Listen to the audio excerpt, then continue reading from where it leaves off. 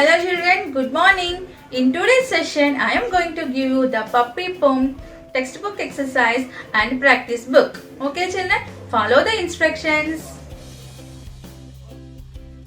Textbook page number 44. Look at here children. Answer these questions with reference to the context. It is nothing but annotations. Okay children. And when the gardener comes to see, he is sure to blame Mama or me. Who says these lines? The poet. What will the gardener see? Puppy has trembled on the tulip bed. Puppy has trembled on the tulip bed. Okay children? Who is he in these lines? The gardener. Who is he in these lines? The gardener. Okay children? Before this writing, just read the poem. Okay children, read the poem 2 times and then write these answers. Here, what do the first 2 lines of the last stanza mean? Choose the correct option. The puppy is healthy, though it isn't pretty. It's not pretty. It's wrong. The puppy is kind and good looking. No. The puppy is good and kind even though it is not pretty. C1 is correct. Okay children? Next.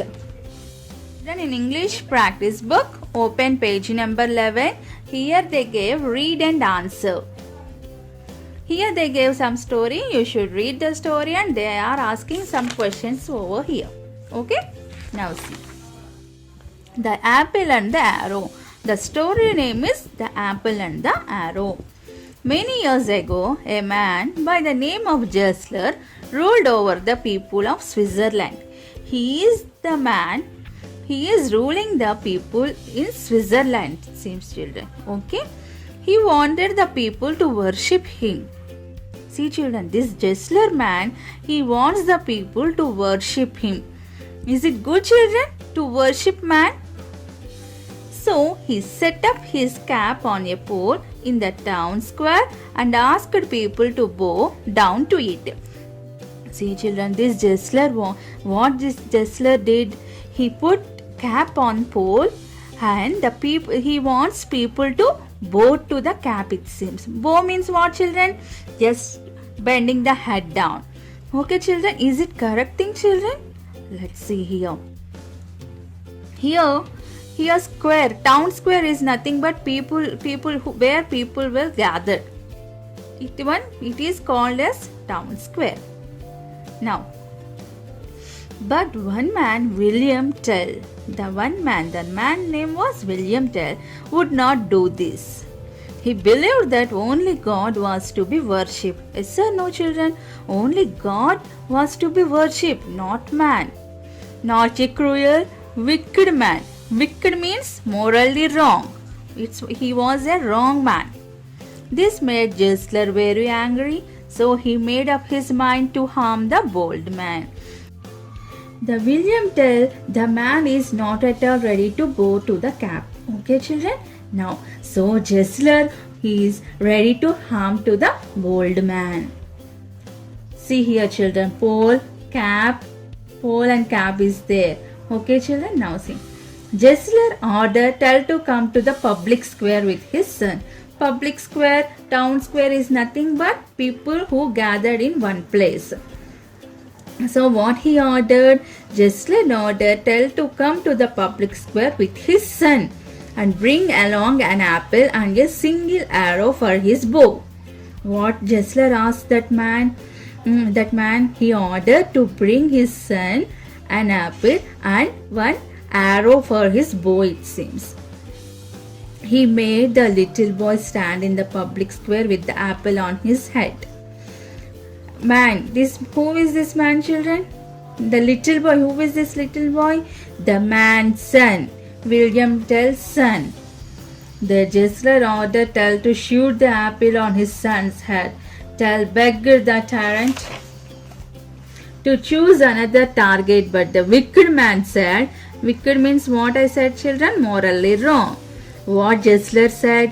Say no more, do as I say. If you don't, my soldiers shall kill the boy right before your eyes. Without another word, Tell set the arrow of his bow. Who is Tell? The boy's father, William Tell. He took aim and let it fly. The boy stood firm and still. He was not afraid. The boy is not at all afraid, children, for he had faith in his father's skill. The arrow whistled through the air. It struck the apple fairly in the center. What happened, children? It struck directly into the apple, not to the boy, and carried it away. Carried it away means it became two halves and fell down.